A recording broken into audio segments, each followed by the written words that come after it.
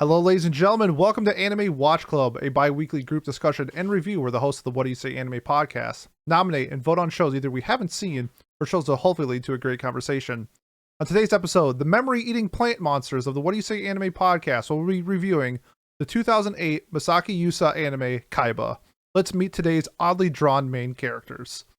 First up, he is the physical embodiment of a good memory. We got Jay. Jay, how's it going?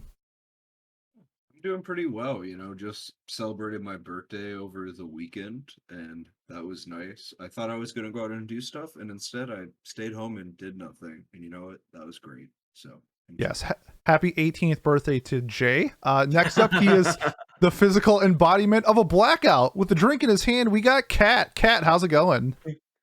I wouldn't go that far, at least not now. I'm doing great today.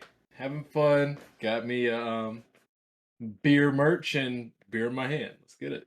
Some Discord lore. Kaz, the only person I know that has passed out on Discord twice. Making his return to the cast, he is the physical embodiment of a pleasant memory. We got Rifle. Rifle, how's it going? I'm doing pretty good today. I'm just happy we'll be talking about Kaiba. Yes, sir. Our first moderator tonight, he's the physical embodiment of a down bad memory. We got Miles. Miles, how's it going? It's going good. I don't know if I'm hip enough to quite get the implications of that, but that's okay. No worries. And we got Pat. Koiba. We're talking about Koiba today, guys. There's my Joey Wheeler impression for the week. I'll come back next week with another one. But yeah, let's talk about Kaiba, a show that aired in spring 2008, made by Studio Madhouse. It's a studio original as well. It's not from a manga or any other source. Done by the famous director Yuasa Masaaki as well. He's done Ping Pong, and then God, what else has he done? That's Devilman Crybaby. Devilman Crybaby, of course. Yes. Aizoken. Girl, Aizoken, yeah. Lou over the wall. So we've done a couple of his shows actually already on this watch club, and yeah, why don't we get off to our usual start with the first impression. So after the first few episodes, what do you think? What do you know about it going into it, maybe? And would you recommend this show? Pete, why don't you start off? Yeah, kind of newer style that I'm used to for this director. It was a little outdated, you could tell. However, when I got fully engrossed into the show, I fell in love with this show.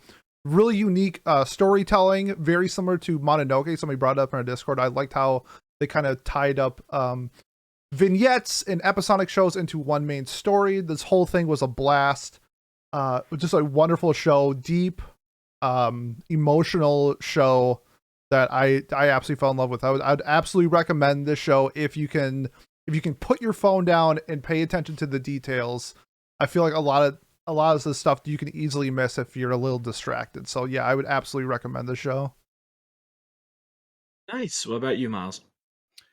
Yeah, so I love this director, so I had high expectations going in. Episode 1 and 2 weren't like exactly my jam, but episode 3 happened, and I was like, oh, okay, here we go, and I don't think it really slowed down at all afterwards. I think it's really good. Is it a bit dated? Yeah, but I think the animation's still like really, really good. The character design won't be for everyone. But I don't know, screw those people. I had a great time. I would definitely recommend watching this. As Pete said, it's a show where you have to like really pay attention. There's a lot of like contextual stuff that you need to piece together. It also has a ton of unreliable narrator stuff, which is not great for not paying attention and potentially rewinding from time to time if you want to really understand what happened. Or if you want to just go along for the ride, I'm sure that's a great way to experience it as well. But absolutely, 2 thumbs up, would recommend. Nice. And Kat, what about you? So for me, this type of show for me isn't normally a fun show for me to watch, because like it feels kind of like a slice of life that is it's not happy. It's not happy-go-lucky. And once I started watching it, it actually did encapsulate me like a lot of these shows do. But it encapsulated me in that like on that fence where I wasn't sure whether I was leaning towards it or against it. And for the first 3 episodes, it really is interesting. It hooks you in the first, I'd say, probably 6 minutes, and you go through it, and I would definitely recommend it. But uh, I would say that you probably, like, if you don't have a long attention span, definitely take it in bite-sized chunks, probably like episode a day or episode every 2 days, something like that. Because you definitely owe it to yourself to experience it. Just don't push yourself further than you really know you can. That makes sense. I agree. The show was hard to digest at times, or it took a lot of it. Like it got difficult. Like in the It long it extended only period that took I watched it. it only took me like half the day because I'm a fucking G, but like, other people, it might not be the same. Fair enough. It took me most of the day today to watch it. Jay, what about you? I really enjoyed the show from the get-go, personally. I think the show is really good at like showing, not telling. So I agree with Pete that you definitely need to be paying attention. I really feel like from the first moment when the theme song kicks in, you kind of get the vibes with the animation and the song together. The whole OST in general is also a treat and really gets you into the mood of this kind of forgotten, broken world, which feels like a cartoon in a lot of ways. It abides by like kind of kiddie cartoon logic and having like nonsensical technology that they never explain and stuff like that, but with a very grimy, uh, grim kind of outlook to it, which I appreciated a lot. Definitely one of my favorite things I've seen from the director so far. And then Rifle, what about you? Yeah, I agree. The show itself had that kid appearance, and if I'm correct, over on YouTube, someone put the episodes, and it was labeled as a kids show by YouTube. So, Mm, but underneath it all, it has some very dark undertones and sexual references that completely took me I was shocked by, but I quite enjoyed. I like the overall mystery of the show, trying to figure out who our main character truly is, and the episodic stuff in the beginning truly helped set the tone, and I liked it. There you go. All right. And I guess I'll be the pretty much the only naysayer. I shouldn't be a full naysayer either because I saw what the show was trying to do. I think for me, uh, it was a little too abstract. It was a little too out there, and the art was cool. I actually did like the art. It didn't bother me as much as like people might have expected it to, but it was extremely difficult to follow. I think I could never really piece together why things were happening the way that they were happening. And I'll talk about that a little later on as we keep watching or as we keep discussing this. But I think I don't know. I think that this is just clearly not a story meant for me, or a style meant for me. But so if you're wanting to like try this director out, I would recommend trying other shows myself. I would say like the Ping Pong or Aizokin were a lot easier to digest and a lot more appealing to someone like me. Uh, so I actually wouldn't recommend this. I really was pretty bored throughout it too because I was having to work so hard. But the payoff wasn't really there for me. I don't know. I struggled with the show a lot, to be honest. But yeah. So on that bright note, why don't we discuss Kaiba with spoilers? So going forward, warning. I believe it's 12 episodes. If you want to watch it, you can find it on Crunchyroll in the U.S. I believe most places worldwide, Crunchyroll would have it there as well. So yeah, Miles, why don't you start us off? Sure. Some people referenced the series started with a couple. I think it's like, I don't know, 6 or 7 sort of episodic episodes. that definitely contribute to the overarching plot, but have their own contained plot. And then after that point, the episodes are less self-contained and just sort of finish off the main plot line. So I was curious which episodes people enjoyed the most from that sort of thing. What did you get from that episode? What did you like about it? I think they all are really interesting and have their merits, but I don't know if anyone wants to go first. Sure. Cat why not? does. Yeah, so my favorite episode from the episodic episodes were it was also the one that impacted me emotionally emotionally the most. And that was episode 4. That was the episode where we first saw the plant, the memory eating plant. It was with the the travelers, excuse me.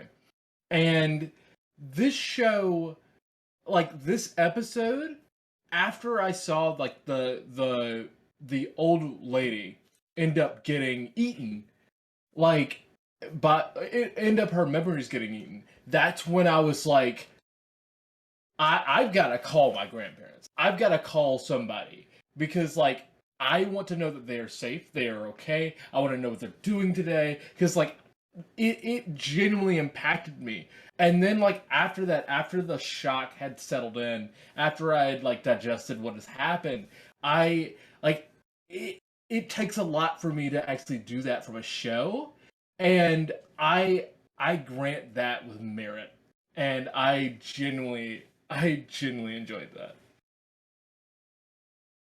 Yeah, I agree. Episode 4 was great. Is episode 4 anyone else's favorite that they want to expand upon, or does someone want to talk about a different one? Yeah, I think episode 4 was for me as well, especially because I'm pretty much going through that right now.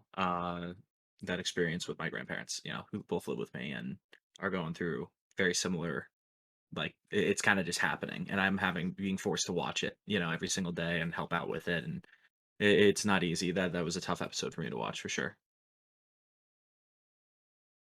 4 was not my favorite. A cool thing though, for episode 5 with like the mad scientist and the dog, that was an original story that Masaaki Yuasa wrote for like another like anime that he tried to write, but then he liked the premise of Kaiba so much that he implemented his own story into, I guess he actually helped write Kaiba as well, so took that story and implemented it into episode 5. I thought that was really cool. Mine was episode 7, kind of like the downfall of Vanilla, where it was a character that I didn't resonate with right away, and I thought that it was actually kind of annoying, this scenes that he was in. But by the end of it, he ended up being probably my favorite character in the show, up there. And it was just a really cool storytelling way of how I can take this character in a matter of a few episodes from not liking him so much to seeing like his demise, his downfall, what made him like crumble, because he has this secure job. He's trying to get enough money for like to get his mom back in a physical body. But in the end, it's like he was searching for like love. That's what he really wanted. And he, even though it seemed a little forced, I feel like sometimes with Chronico, but you found out like that's what Vanilla wanted. And I just thoroughly enjoyed that style of storytelling with him and what we saw at the end. Just so you know, listeners, at the end of Pete's arc, when he dies, he's gonna be your favorite character. Right now, it's probably gonna be Miles or somebody, but like at the end, you'll like him. Okay, well, let's hope that our listeners don't like Pete for a long time then. Why don't people like me now? No, they just you're just the super spreader thing. Yeah. Oh, that's right. My bad. Yeah. You're just big-headed Zuko. Your crimes were documented in the movie Megamind. Also in episode 11 of our 12 of the show, when Megamind makes an appearance. I almost made a Pete joke about that, but I forgot. I think something to talk about with this feeling forced, Pete, is that Vanilla at the end realizes that he's forcing this, that he really wants love and this person isn't going to love him back, and he was just trying to do this, but he's like willing to die for the concept anyway. Yeah. Right? Like, I think that they did a good job with that. Like I think that, you know, for a space cop who abuses his powers, they wrote a very sympathetic character, which is impressive. So The scene where he's like holding the ice cream and it starts raining, but he's still waiting for her. Holy shit, dude. That was like just so good. Rest in peace, Vanilla. I mean, the physical embodiment of him. I'm sure his memories are still floating in the river, the memory river. Now that I Also, look at we gotta Vanilla, talk about episode 3, Chronicle's boots. yep. yes. So for those of you at home, essentially episode 3 it's our first stop in the series. Our main character is in the body of basically a stuffed animal, cannot speak or show facial expression, and it's pretty hard to get around, but is saved by a street vendor named Chronico, who is known for her bright red boots. And we get to learn a lot about her family's inner struggles, such as the fact that she lost her mom at quite a young age and is being taken care of by her aunt, who she treats as her mother figure, who is also the person who got her said boots. I believe pretty much everybody here had a pretty strong reaction to it from what I recall. But Miles, you in particular were talking about it quite a bit. If you would like to lead the discussion on this. Yeah, I guess we've watched like a lot of anime. The you know, I guess this is probably like the single episode that made me just go like, oh, like the most. Like I you know, like I think that this is like, I don't know, while I was busy being heartless during whatever episode of Violet Evergarden that was, it all caught up to me here. Um, I had to take a break. To me, this episode was just so sad for like a number of reasons. Chronico didn't sort of realize the resentment her aunt had grown for her after like the death of her uncle. Yeah. And so she was so willing to self-sacrifice for it, and something that was like already like a selfless act was even taken a like larger advantage of by the aunt. But the aunt's obviously like did a very terrible thing. But to me, the bit where no matter what she did or how she tried in this world where you can modify memories and get rid of your bad memories and implant good memories, she couldn't escape what she did. Like no matter what. The scene about 11 minutes in when we see her literally removing her good memories of Chronico so she can sell her to her body, well, her memories to the to this black market person or whatever. Yeah, and It's at the just so end, powerful. yeah, when she's playing the piano after she's tried to just delete everything, but can't stop remembering it and just breaks down because of what she's done. I just thought, I don't know, to me that was just such a powerful message that it doesn't matter, like, what you can't forget your past through denial. Basically, you have to confront your mistakes and what you've done and come to terms with them and everything. And it was just so tragic because the world they live in is incredibly cruel, and it sells them false promises almost constantly. And you understand how a situation like this could have happened.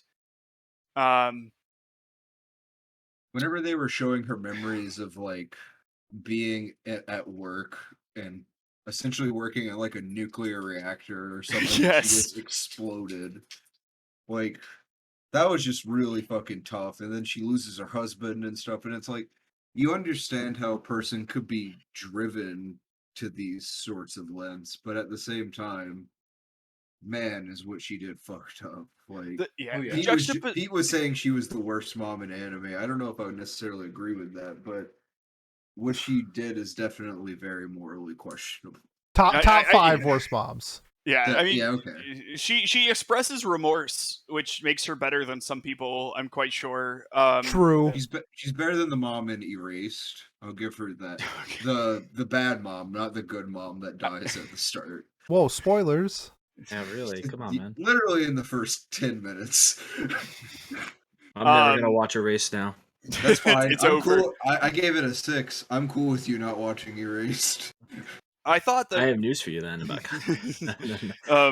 the juxtaposition between her pushing the cart with Chronico on it, and then when Chronico gets older, as she's remembering after she's done everything, of Chronico helping her push the cart after her arms exploded.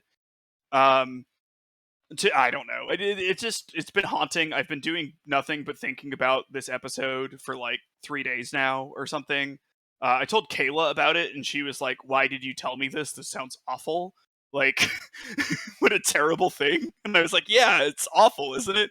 Did you get her to watch the anime? No, I didn't. We were running a little bit out of time, and I'm glad that she didn't watch it because she would have found it really sad. The soundtrack was fair. doing work in that Oh, episode God, too. it did. Yes. Like that lilting piano tune that they do with like Yes. It's so very good. very Zelda-esque, like very Yeah. Naruto Like, swing. Majora's Mask scene-esque. Zelda-y. Yeah.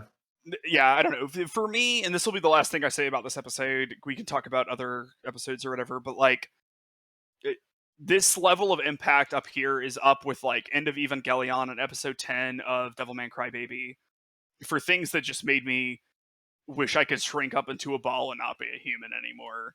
Yeah. And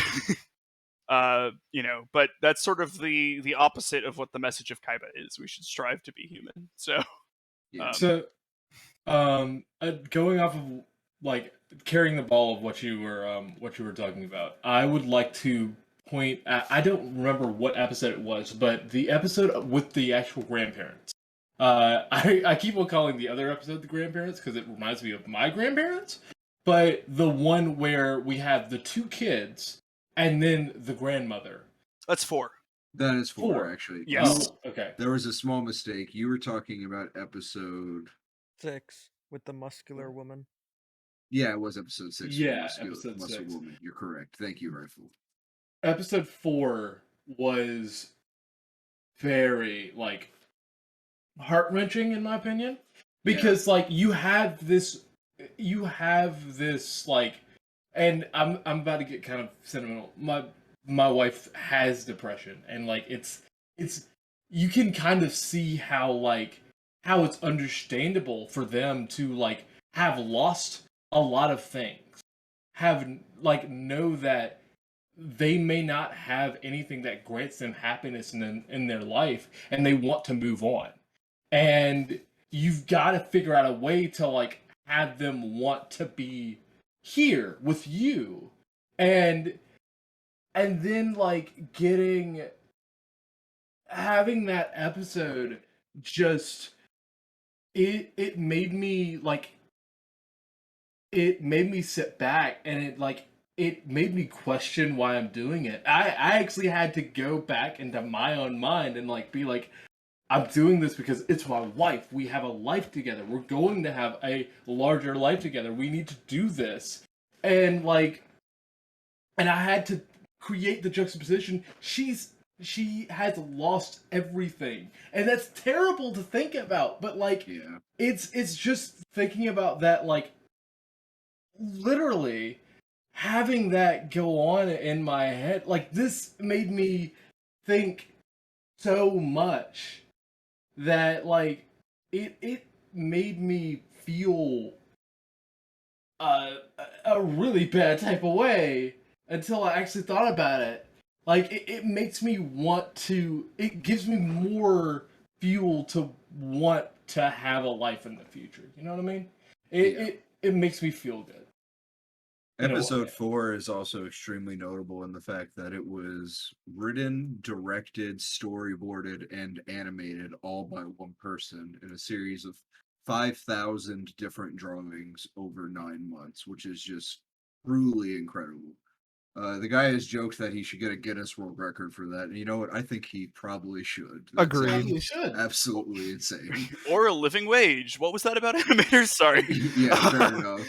It was, what's the message of Kaiba? I don't know. Anyways, Yeah, I enjoyed episode 4 quite a bit as well. Like Pat said, I've also dealt with that sort of deal in the life of my great grandparents, and it's extremely difficult. And just like, especially the concept of just memories being able to be like erased or altered in some way, it hits very close to home if you've ever dealt with somebody who's going through dementia or Alzheimer's or something like that, which, yeah, I think many people can relate to.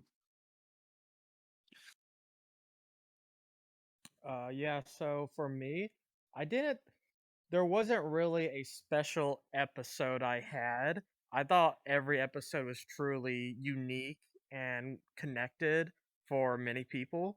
Both the grandparents, I feel like, both grandparent episodes were truly sad, such as having to take care of someone who's lost their memories, like people with dementia, who you have to continually help them through that. And episode 4 with the grandmother, how she willingly commits suicide to be with her loved one, was something that was hard to take in. If I had to choose, I would probably say episode 4 being the one that truly stood out for me. yeah, no, I agree. I think it's really good.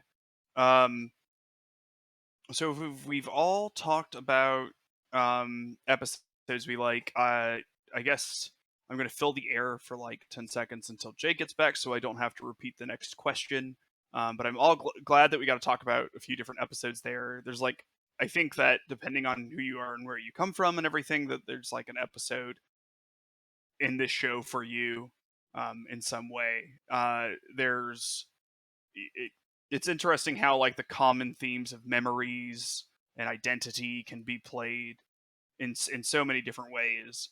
And I'm going to give up on waiting for Jay. And I was gonna say it was kind of like Violet when I know like Pat's favorite episode was like 11 and mine was 10, and it was because of like 10 was like really emotional for me. 11 was like a connection for Pat, and we kind of like had that all over the place with Violet.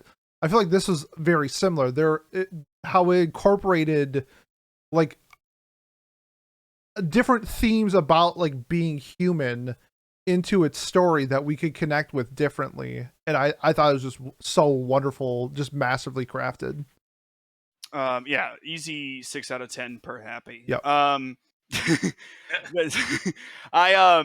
I'd like to talk about what everyone thought about how this show dealt with like self-identity. I thought that was like really cool. It to me it had like just sort of people have like an essence to themselves, and it doesn't matter like what body they're in, and in some ways it doesn't even matter what memories you have. Like your memories shape you, the body you're in shapes you, but at the end of the day you are someone at your core, and you will shine through despite those things in various ways. I so like in a muscular woman where they like find each other and then they're in completely different bodies of like the opposite sex that they're used to, but they like still fall in love, and that's like they're confused about like why all this is happening and stuff. I thought was like a really powerful thing. I thought the way that they dealt with that was like super interesting. But there was a lot of cases where people were either in a body they weren't supposed to be in, or their memories got split and then there was two of them and then they took diverging paths. Like there was a lot of interesting things here. I don't know if you guys have any thoughts on any of those particular instances. Yeah. I would definitely like to talk about how uh, in a lot of the ways of like kind of relating how the bodies are kind of like in a way role playing, mainly because I'm kind of thinking about it because I've been doing a lot of D&D lately, but like all of the characters that you play will always have your same personality in it. Like it will have at least some semblance of it, no matter what. And just that adding into like actually having a body and one of the things that they say in episode I think episode 4, no, not episode 4, episode 5, the one with a muscular woman, right? Yeah, that's 5 Yeah. Where or 6. Sorry. yeah, so like where it says this, I don't know if it's this body or if it's me. Like it just that attraction. Like it doesn't matter who you are. Like when me and my wife are playing D&D, our characters tend to go towards each other sometimes. Like it's just a way that it happens, and like it's always gonna be something like that. I kind of like that premise, but you know, minor. Literally, because Chronic was a minor. I don't know. I have never really struggled much with like believing like who I am or personal identity. You know, like I maybe I've had imposter syndrome before where I've been like, oh, you know, like I don't deserve this job or I don't deserve this opportunity that I'm being given, something along those lines. But I've never really struggled really like feeling like I belong in my body or that I am myself. So I don't think that I would, you know, I'm not able to connect as much, I guess, to those conversations that were happening in this show. Um, Although I don't know if that was entirely a huge like that big of a plot point throughout. It was more in very specific instances. But I don't know. Is that kind of what you were asking, Miles? Is that Well, I mean, I think that's like what you're saying there is like part of it because different people take being in different bodies like different ways throughout this. Like Popo, for example, right? He's originally in this very like frail, sickly body. He gets a new one, and he is like, "This is me. This is exactly who I'm supposed to be." Like, you know, this is everything. While other people, when they switch bodies or whatever, have a harder time adjusting to it or not. So, like, I think that what you're saying is that like I've never had any like issues or anything. Like there are definitely people in this who are similar. They like know who they are and what they believe in and what their goals are, and there are other people who are more lost in who they want to be and what they believe in, and that's shown in some ways by them getting lost in who they are, right? Like you can literally just your personality can evaporate in this world. Can I take off that? Because Yeah, I think there's nothing that, I mean, what you're saying, like, it absolutely is with Warp when he's in Chronico's body, where he kind of accepts the fact that he is a girl, he's in a girl's body now, and he's going to play that role, and he questions whether, like, his intentions with Vanilla, and that's kind of like the identity thing of, like, is this who I really am, or is this the role I'm supposed to play? And you see that with Warp, his entire, like, character story, like, he's supposed to be the successor to his father, who was the king. He is now the king, and then he always has this impression of like, I have to be somebody who, whatever role I'm given. And I just think that was so incredibly well told through Warp. And then at the end of the entire story, it was that the one thing he really wanted was to be in love with Nerio. Like that was it. Love finds a way for him to do what he wanted.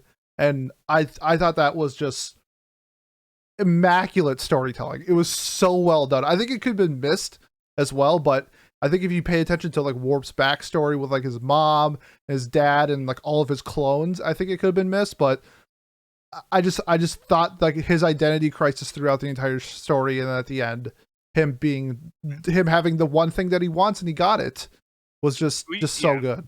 I mean, multiple times throughout the story, right? Like, and maybe this is what you were going to say, Jay, so let me know if it was, but like they come together and almost make it happen several times. It has like a very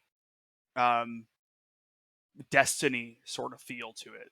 Yeah, I feel like First of all, I want to say that I agree that they definitely touch on like dysmorphia and stuff in the episode The Muscle Woman with both Nero and Warp talking about how like they're in bodies that are different genders than the ones they start off in. For Nero, it's actually a physical issue because her body has been made into this masculine weapon with bombs for hands, so she can't even go to the bathroom properly. And she's like It has to afraid to be- go to the bathroom. Yeah, exactly. Because it'll fucking we see that it like her bombs come off onto things when she grabs things. So that's explored a lot. And then I also I think that what you're saying, Miles, is reflected in the intro song as well when they have like the hands grasping for each other and not being able to reach each other at first. And then they can only really reach each other when they're shifting through different bodies and stuff like that. It's all in all, I feel like the OP of this show really encapsulates the entire feeling and a lot of the themes in a very emotional and succinct way. Yeah, I also think it's. Oh, Kat, go ahead.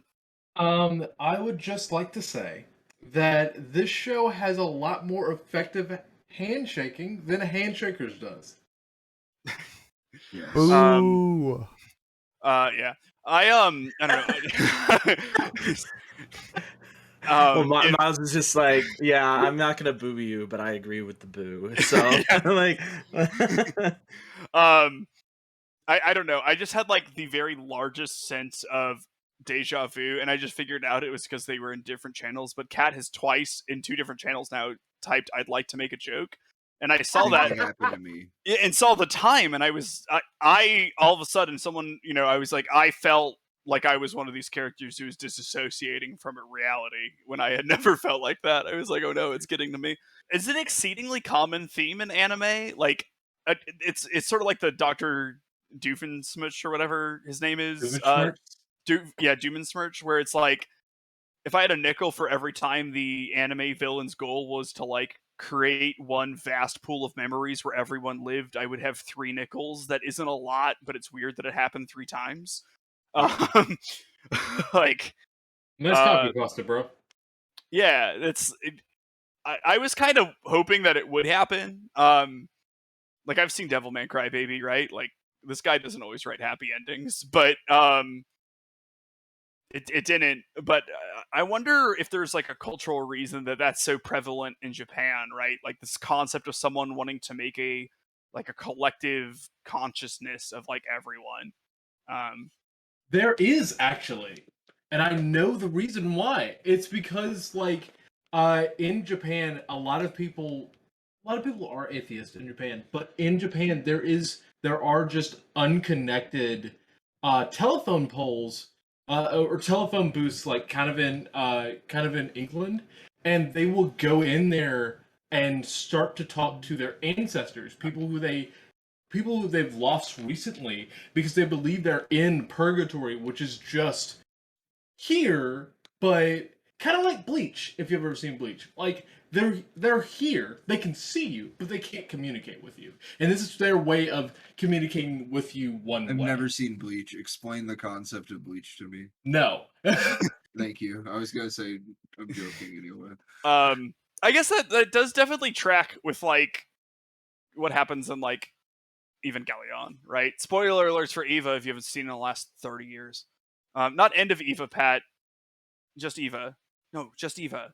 You're good. You're good. Just Eva, not end of Eva. Just you Eva. scared me. You scared Okay. me. Okay. It's I think I that haven't seen Eva. okay, well, what do you do? But I'm always I like that concept. I think that's like a very good sort of villain concept. You can sort of see why someone would want to do that. Everyone here hates Popo, right? I just want to make sure that that's true. Anyone feel sorry for him? That's What? clear. I like him as a character, but Yeah. he's Anakin Skywalker, and I'm not the biggest Anakin Skywalker fan. He's I don't a know well-written who's character, worse. but fuck that guy. Sorry, Rifle? Rifle. Yeah, I'd like to. I don't know who's worse, Popo or Butter.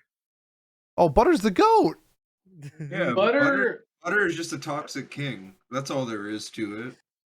Like butter is the future of Kaiba, more or less. Uh, Butter. my Butter lives for the chase. how Butter got to be the love interest for like at least a dozen women looking like Butter does. Butter is the goat. Like that's the only explanation. Yeah. He's meant to be a play on romance anime MCs, from what I understand. Like that's what he looks like. Ugly as That fuck make- and yeah, have no personality. Has no but, like, personality, but everyone's in love with him. Is he- yeah. Is he OG ugly bastard? Yes. I guess so. Yes. This is He is- 2006, so probably not OG, but No, not quite OG, but maybe one of the first safe for work ugly bastards. Yeah. that's Close enough. when Kochu died, I like looked up like, did she die? Because I was like, I just didn't realize this was going to be that kind of show. And then I found myself doing it the next episode. When what's her name died, and I didn't want her to die, and I was like, well, her body's still around, so maybe she'll come back to life. And Konako? yeah, and she didn't, and I was Yeah. really sad. I don't know. I just love that. Like the scientist who just gets driven Ichi? insane. No, Patch. Pat, yeah, I loved Patch. Like I loved that. Just he tries to do something good and it gets used for this like super shallow region. So he starts like fucking with the people that he's doing it for, but like they don't realize it. It's just I don't know. I relate to it. Now let's not unpack that at all. And does anyone Watch have the any show. technical notes about this? I thought the animation was great. I thought the soundtrack was amazing.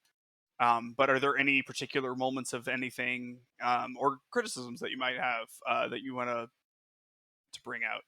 Jay does. I really liked the chase scene in the first episode with Pal carrying Kaiba. I think the transition from 2D to 3D was pretty seamless, and the camera work that they used was basically like just insane. I enjoyed it quite a bit. I thought that they used CGI in 3D in a really creative way, especially for the time, since this was released in 2008. So I enjoyed that quite a bit, and like you said, the soundtrack and stuff was just top notch as well. Like, yeah, they did a great job with that. The base bounce off Jay, like the foreshadowing with the runner, that whatever the thing is, that the fact that was his mom and that's why she was helping Kaiba in the first episode was like really cool. That got brought up in like episode like 11 or 12. I honestly thought that this storytelling was just immaculate. I was hooked by the vignettes that they told in the beginning episodes, and then how they all tied it up into the ending. The finale of episode 12, I think, is one of the best endings I've seen in anime. I absolutely love how they pieced everything together. They gave us an ending that we can talk about where whether Kaiba has his memories or not at the end, I don't think that matters because of like the impact that him and Nereo have at the end was so well done. One thing that I loved about this show was how the OP was more emotional as the show went on, where it's the same song every time the show starts, but as I get more and more deeper into the story, the more the impact the OP has, where I was skipping it in the first couple episodes, even though I liked it. It was like, I get it. And then by the end, I was listening to it, episode 10, 11, 12 in full, because it was just bringing me into my feels because I was so connected with this show. And I can't really remember an OP ever that like did that for me, where I was just so emotionally invested in the OP because of the story. Was just so well done. This show was just fantastic in so many technical elements, and the art very, very Yuasa style. I think you see some of this style like this in later works like Aizoken and Devilman Crybaby, very similar. You definitely style. see the Aizoken predecessor with like how they blend the 3D and the 2D, right? Like you get that what they do so amazing in Aizoken, you get like the foundation of that, and like the camera work and the direction of this. Pete, I'm gonna put you on the spot right now. Ooh. This or Rayview Starlight, what has the better storytelling? Because you were praising that Rayview Starlight storytelling. I think if I watch the Review Starlight movie and I have full conclusion, I would have a better argument but for the sake of this question, I think it's Kaiba. I think the storytelling and writing is a 10 out of 10. I don't think it maybe missed once, but like for the most, I think the only bad writing was when Popo drops his mom's memory going up the elevator. That was not great. I was just like, that's so forced. Like this is falls I into almost this. posted a Butterfingers clip in the in the Discord. Like I understand so that did happen. I thought that I was like watching and I was like, wait, did they really just imply that someone would ever do that? You know, like, or like why would they? Yeah, you know, like that's such a stupid. It was to push the narrative. Like I get it. So he falls into despair. He'll do anything to be one. He wants to be Neon Genesis Goo, but like. You know what? He should have been a piece of shit to his mom before, like to other people. He was. Yeah, like, he's a shit person. He was calling his mom a piece of shit, basically, in front of other people when they asked about it. It's like, man, fuck you. Yeah, I'm glad you're a bastard. The person that he loved lost his memories. That's what you get. Here's another thing. If we're gonna talk about Popo, we need to talk about the thing that happened directly after he became a fucking dickhead. Like, outwardly. Just the gun to the back of the head, gun to their back of the head. Oh, gun you mean their back of the head. What you say? What you say? What you say? God, it was a bit comical, but I love that because in a world where you can alter people's memories and stuff, like, of course everyone would be betraying everyone like 30 times over, but it was like the 5th rug pull, and I had this thing where I was like, oh, I like all of these betrayals. And I was like, maybe that's too many betrayals. And I was like, no, wait, now it's even more. Now I like it again. And then at the end, it's revealed that it didn't even matter because they're all walking around. They had their memories erased, but that's it at the end. Yes. Which, honestly, I kind of like that because, like, it's still a shit situation for everybody there because the Kaiba has destroyed like most of the planet at that point. It's kind of unclear how much he got to chomp on, and he's already collapsed like multiple worlds before then. I'm gonna do some unpopular stuff right now, and I'm going to try to defend Popo a little bit here. It just really quickly. Warp was a terrible dictator. And so I don't think Warp was that evil, honestly. He was killing people just sort of left and right based off of the word of his AI program. So were they. When they were blowing up the memory tanks, that was killing people. Yeah, so he started doing that first, right? It's not like they started doing terrorism against. I don't think Warp was that evil. Honestly. They were I think Warp was that evil. Okay, so here's the thing. They were excuse my language. Fucking kids. Like they were having memories where they were fucking kids. Like they were killing people, doing pedophilia, like a lot of that shit. They were doing people that the computer AI overlord that ruled Warp's entire movement that had its own sentient personality said were fucking kids. Yeah. I mean, that's fair, but like he did no investigation into if that was the truth. He said, "Kill them." Oh, this is true. Kill them. But if you have something that has been right most of the time, and you hear it say X, Y, or Z, you're probably gonna believe it. Okay, so we should all watch Minority Report next. I've already seen Minority Report. Okay, well.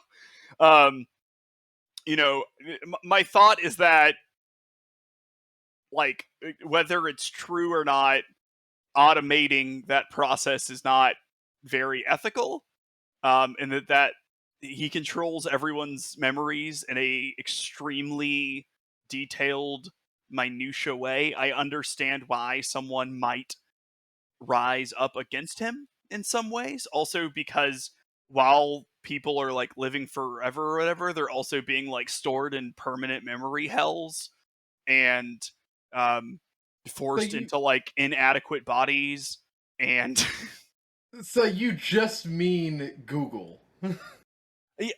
yeah. I mean, like, I don't know. Google does like a lot of that sort of like nefarious stuff and everything. Well, I mean Facebook more often, but like Google, yeah.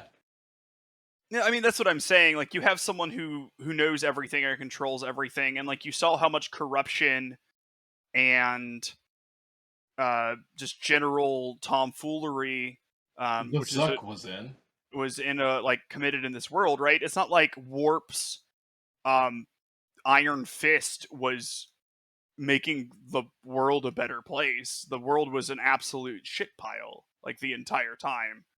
Yeah, I would never want to live there myself. No. I mean, Warp did give them the ability to do the memory stuff, though. They said he invented the memory tanks and whatnot. So, like, that... I feel like, overall, like, that's a plus. But, obviously... I feel like... Okay, a big aspect of this, I think, is that it shows, like, so many different... Like, they're still humans at the end of the day, right? Despite their, like, weird shapes and ability to be essentially immortal and stuff. It shows that humans will corrupt that sort of thing. But I don't think Warp's invention... Like, it's like saying, that the invention of, like, electricity or something didn't make the world better because people invented the electric chair or some shit like that. I think overall the memory tanks are good. My thought is like, I don't know. Let's say, I don't know, whoever invented guns was also dictator of the entire universe and controlled guns entirely. Like he controls everyone's memories almost like completely and thoroughly. But again, there's like this horrible. He doesn't really control everybody's memories, though. He can kill people remotely at a whim. I mean, true, but it doesn't really happen to most people, it seems. Most people that we know about, though. I think, I mean, someone even says... Like, the majority of the people are not in the One Mind Society and hate Warp's rule. Yeah, but, like, the majority of people in, like, any given society don't... Like, you know what I mean? Like, not everyone rises up against tyranny all the time. And, like, the One Mind Society is obviously also super corrupt, right? Like, they're using... There are literally 3 warps in a trench coat. Yes, but ugly ones. 3 old warps in a I forget who it was who was defending Warp, but they say, like, yeah, it's true he was a dictator, but he's also in love. And, like, that was, like, the argument. Now, I guess... Also, are we counting Kaiba and Warp as 2 different characters for this thought experiment? Oh, God. No? I think arguably Yes. Kaiba and Warp are shown distinctly as 2 different characters in episode 12. Well, that is the point, I think. Like, right? Nero, like, in most things... the power of love changing somebody would be fucking stupid, but I feel like it fits in Kaiba. Like, Nero's love really does... it's explicitly stated by characters in the story that his love changed, or her love changed him multiple times. Yeah, so I think Kaiba himself is not necessarily a bad entity. Well, I think he was. I don't think Warp was necessarily... I don't know, man. Like I said, the memory takes are a huge boon for society. Yeah, but they're used almost exclusively for evil, and he does nothing for it. I wouldn't say they're used exclusively for evil. The whole intro talks about how only rich people use this technology, and they said only rich people can afford to, like, get their bad memories removed and stuff like that. True. Pete, you were gonna say something. Oh no, it was the Warp Kaiba thing. Like, which one is the evil dictator? Was that Kaiba or was that Warp? Because I feel like Warp is the dictator. Kaiba is the Okay. person. But Kaiba, Sugar actually was Kaiba good, warp Ironically. bad. Well, Kaiba Right. was warp. Yeah. That's Right? why I was confused. I was okay. like, which So version this of is- warp yeah. are we talking about? Kaiba is that particular clone. Yes, of warp, and with the it's powers. I wouldn't say it's so much that he's not warp at the end, but that he rejects warp. He decides that he can be his own person, not this person that he was like genetically engineered to be. Yeah, Um, like with him shedding his memories, like to Akira battle this kaiju monster. Yes. Kaiba is Gattaca. Everyone watch Gattaca. It's reverse Gattaca. Where even if you are genetically superior to someone in any way, that doesn't mean that you can't settle down and get married. I think there's a lot of touchstones for this. Like To Your Eternity would be one I would probably suggest as well. If you like that sort of thing, you probably like Kaiba. Agreed.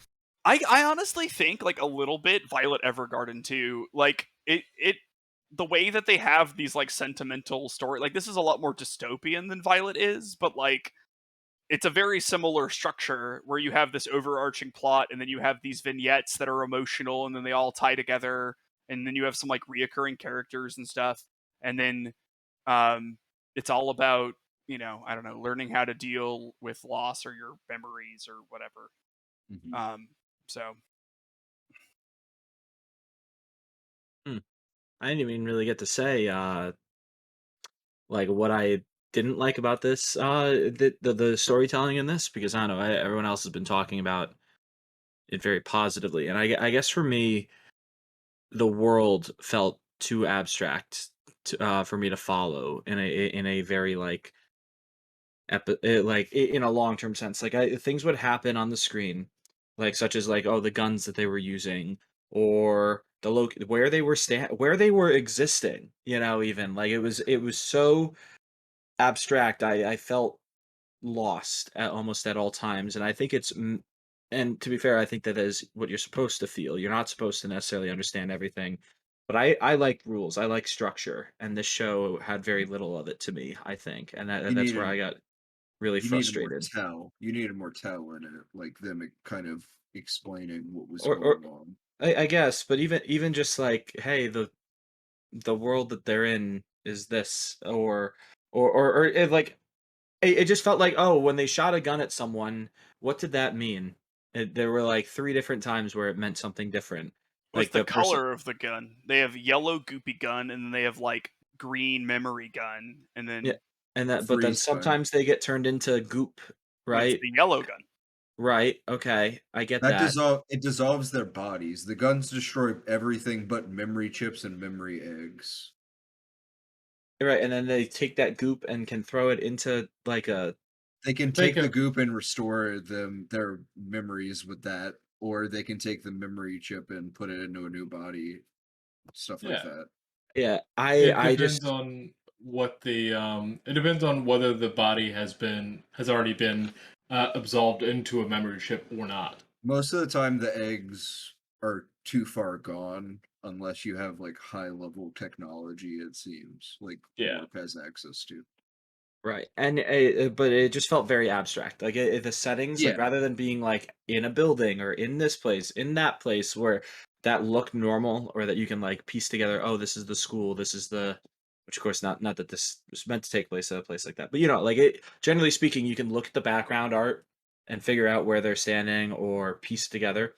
And I struggled with that a lot. It felt way too abstract for me. Mhm.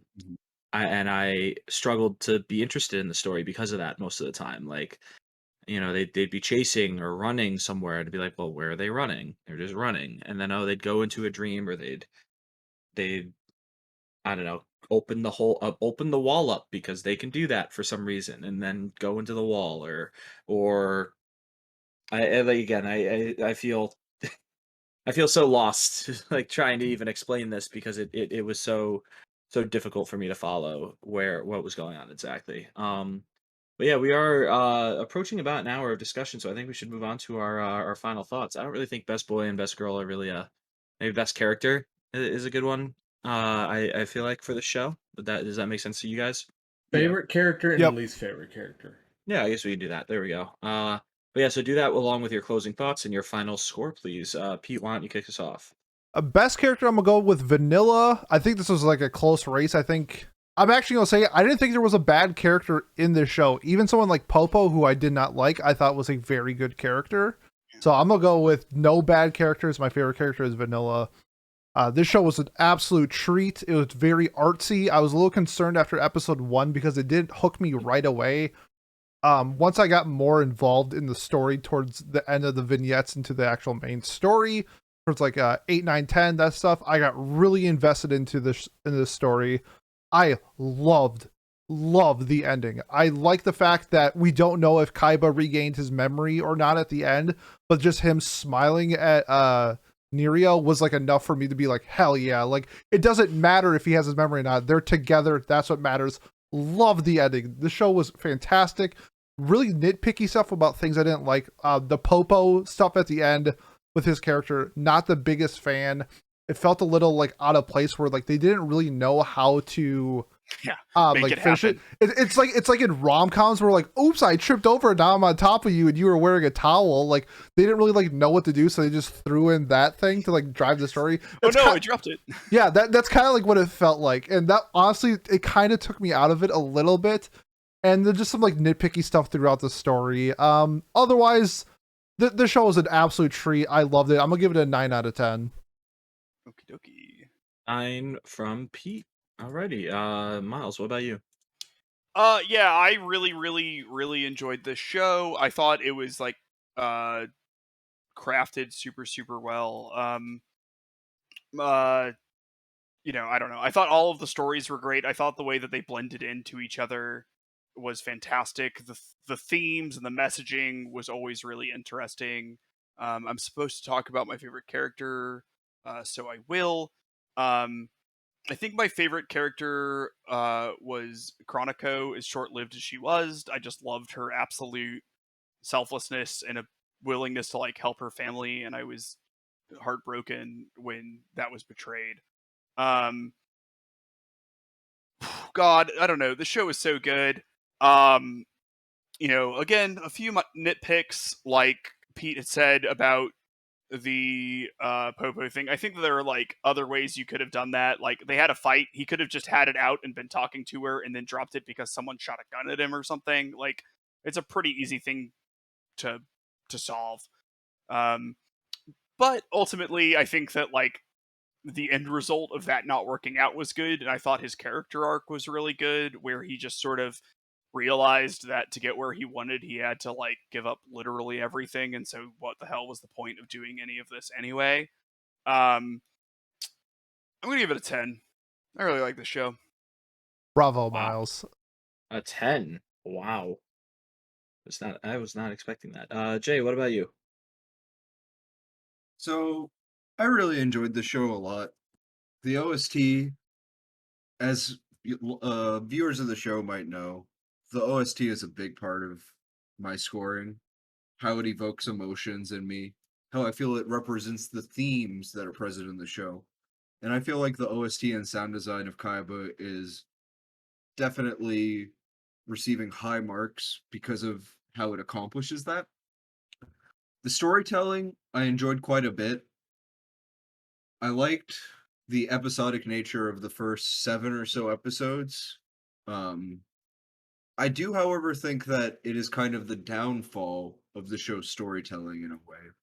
I wish this was perhaps a 13 episode series, and that we were given maybe 2 more episodes of character development that were not episodic to really get to know our main cast, specifically Popo or Popo, Kaiba, Cheki, and Nero. Like another flashback episode might have been good or something for that. If not, just making it a 2 core, even though I understand maybe some people wouldn't want to do that, and it would have been a lot of work to do that. Overall, I really enjoyed this quite a bit. For my best character, I'm gonna have to give it to I believe it's Keiichi. He is the kind of wheelchair guy. It's not like an actual wheelchair, but it's a chair with wheels on it. So I guess it's a similar deal. Who has like becomes a super robot at the end. Yes. I really liked his arc of like being in love with someone who is definitely never going to be with them, but not caring because like just being able to, sacrifice himself for that person was good enough. And then at the end, we get the little Easter egg where he's still alive as well with Hio Hio, which is cool. Worst character. I mean, it's always fuck Popo season, but he was really well written. So don't think that when I say worst character, I mean they were poorly written or anything like that. Least favorite character. It's fuck that guy. He's my least favorite. And overall, like I said, I really enjoyed this show. I'm gonna give it a 9 out of 10. All right. Kat, what about you? So for me personally, this show was really, really good. It had me in my feels for the first half a lot of the time, and then in the second half, it actually had me on the edge of my seat. Probably because of the feels, but also because like I was invested in the story. From those Chronico episodes, it like really made me interested in the character Kaiba, and from the Kaiba episodes at the end, it made me invested in Kaiba, and because of that, it just did such a great job with storytelling. A lot of you guys have already said what some of the things that I was gonna say, so I'm gonna go straight into my favorite character. My favorite character is Chronica. Oddly enough, I loved her character development while Kaiba was in her, and just her character development in general. Her story arc was great. And then, uh, once once Kaiba was inside of Chronica's body, it was so fun. Vanilla, not exactly my favorite character, but my least favorite character, that's gonna go to Popo. Actually, no, it's not gonna go to Popo. It's gonna go to Sate, who is Keiichi's sister, the one with the genes on her mouth. I French fucking code. hated that bitch. Like, yes, she is my least favorite character. But overall, this show, I've been struggling whether or not to call it a 9 or 10 in my head. I think I'm, as much as I want to call it a 10 for all of the things that, you know what? Fuck it. I'm gonna call it a 10. There we go. This And sounds that's good. all of the votes. This is the new Yeah. highest rated anime. See you guys next Yeah. week. Good luck with that. Yeah. Yeah. No, Rifle, bring us down a little bit. Thank you. Oh, you're welcome. So, for me, the show had some very enjoyable moments for me. Like it was said, it was very cartoonish, like episode 1 with Vanilla outside the ship and the Cape guy running after him, and Vanilla's like, "Yo, I need some money before I can let you on," and he just does all this comedic stuff with him. I enjoyed that. Epi- the episodic nature of the show created interesting themes such as self-identity, uh, what was it? Setting the trends like episode 5 and cannibalism. We won't go into that, but I just liked all the themes it had, but I do agree with Pat how some stuff it was very abstract or confusing at times. If you weren't paying attention, you got lost. Uh, I felt that with episode 12, kind of.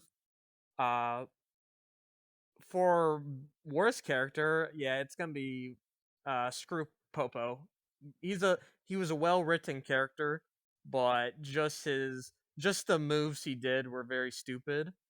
Uh, for best character, I really didn't have any because I thought much of the characters were kind of even. I think the only one that really stood out because of how present they were and very supportive, I'd have to go with Hio Hio. Love it. Yeah. Uh, the show itself, I agree. The OST was the great thing. Animation was surprisingly good for when it came out. Uh, I just think the storytelling was a bit off at times. So for me, I think this show itself deserves a 8 out of 10. There we go, Rifle. Speaking my language. I like it. All right.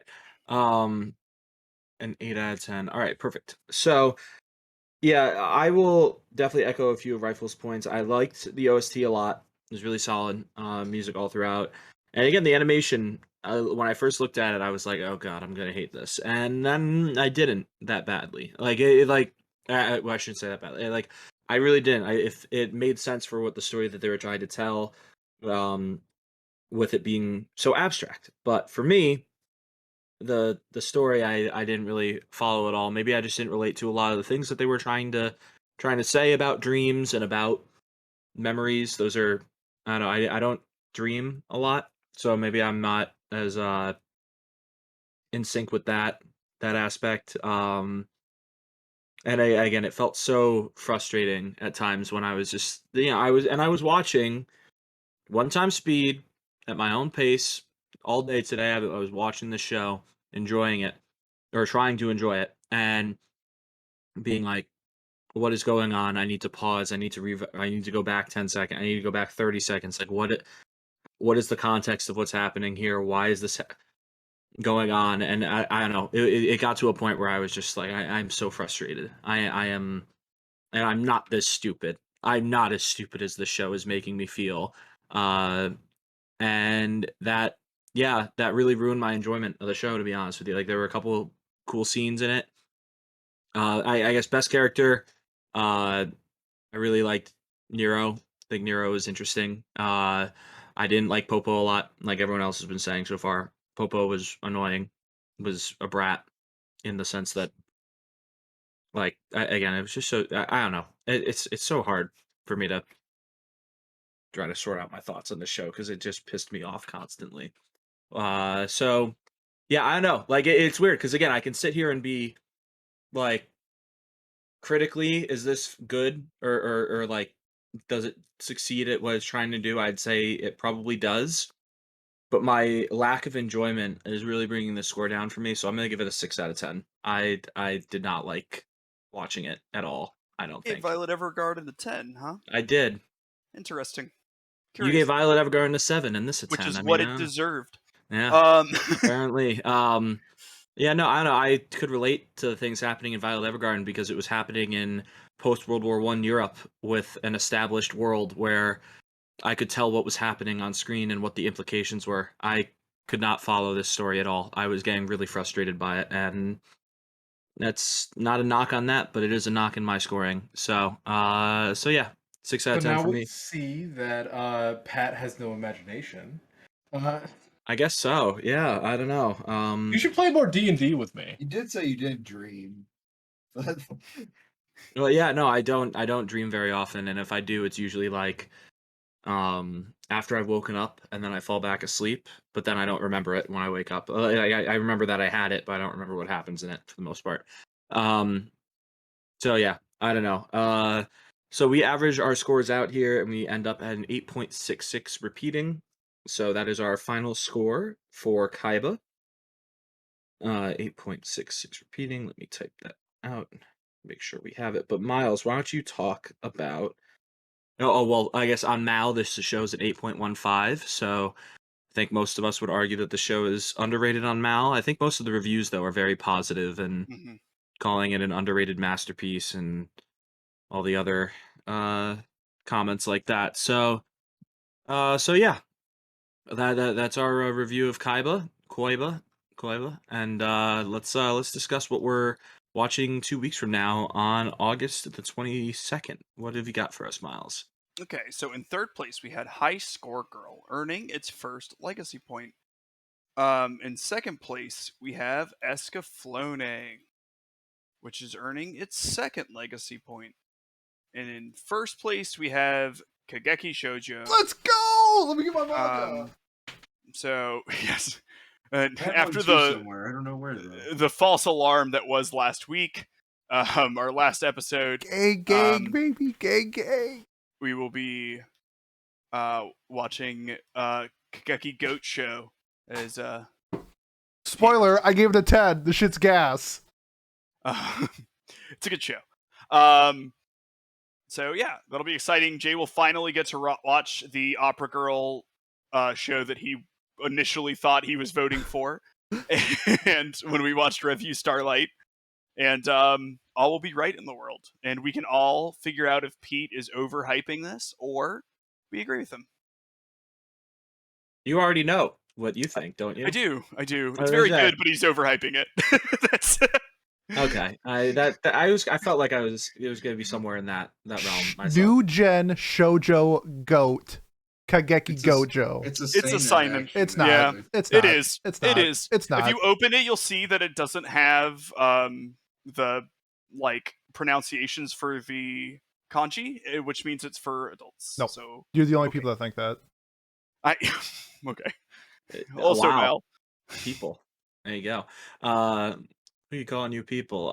Let's start with our recommendations or our things that we're nominating then for 2 weeks from now, or 2 weeks after that, which would be September 5th, Labor Day, actually, I believe, if my brain is working correctly. So, what are we going to nominate? Pete, why don't you start?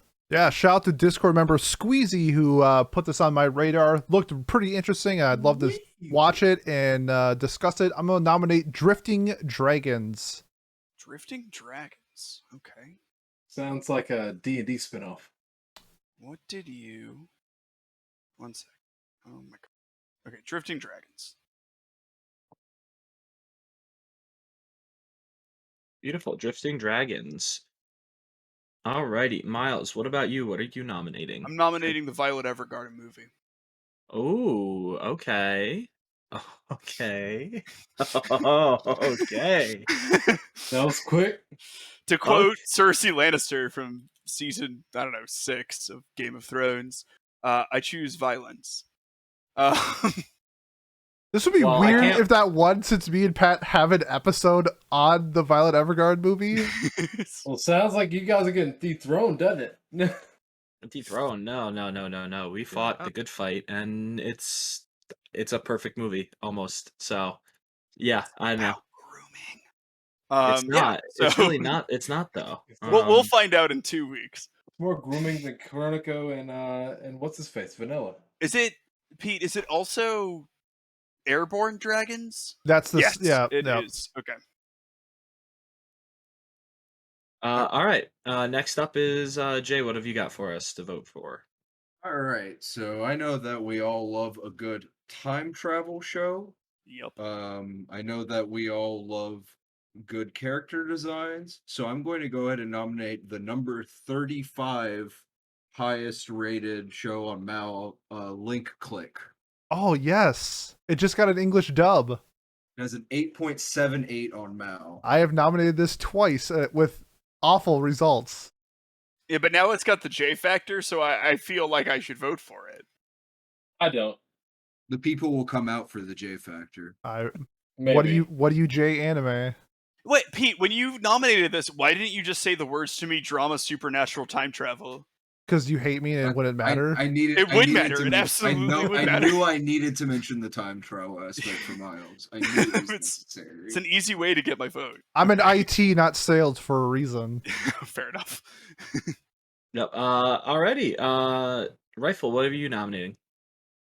Yeah, so I just think we've watched a lot of anime about literary works like Bungo Stray Dogs, and so I just thought we need to experience more of the classic Japanese literature. So I think I'm gonna nominate a show called Aoi Bungaku series. What now? Gesundheit. Yeah. Bless you. I have Yeah, no idea what this Bungaku. is. Is this like an old school show? What is it? Yeah, it came out in 2009. It's made by Madhouse. It's like a few arcs of different popular Japanese literatures made into anime. It looks Interesting. interesting. That sounds very interesting, at least. All right, and Cool. No longer human is in there, so this is gonna be depressing as shit. Got it. Kat, what about you? So, Miles, I remembered you saying that you might vote for Jays. Let me remind you, Haruhi Suzumiya is still on the table. I will also vote for Haruhi Suzumiya, as is my God-given right to vote for more than one show. Yes. Are you calling yourself and myself gods, Miles, with that that statement? No, I'm the only god here. What do you mean? The god is our constitution, our anime club constitution, which absolutely exists, and I didn't just make up to. Drafted by Miles and I. There you go. Yes. Did It's on an Rifle Excel make sheet. it? No, it's on an Excel Oh sheet. no, Rifle made some sort of like fan made rules that I like that one.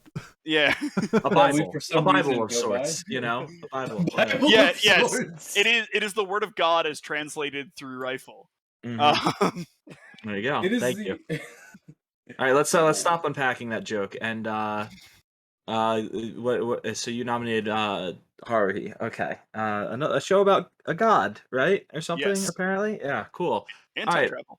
And time travel. Cool. Well, I'm gonna renominate Escaflowne because it's gotten second place 2 weeks in a row, or tied for second 2 weeks in a row, or something like that. So yeah, let's watch Escaflowne. It's a movie. It would be really easy to watch, and would also be pretty damn cool to talk about, from what I've understood.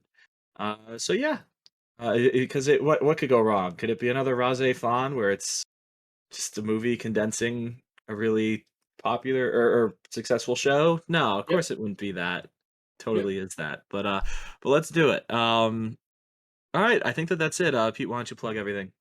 Yeah, if you made it this far and you want to support the podcast, best way to do so, like, comment, subscribe, leave a review on whatever platform you are watching us or listening to us on.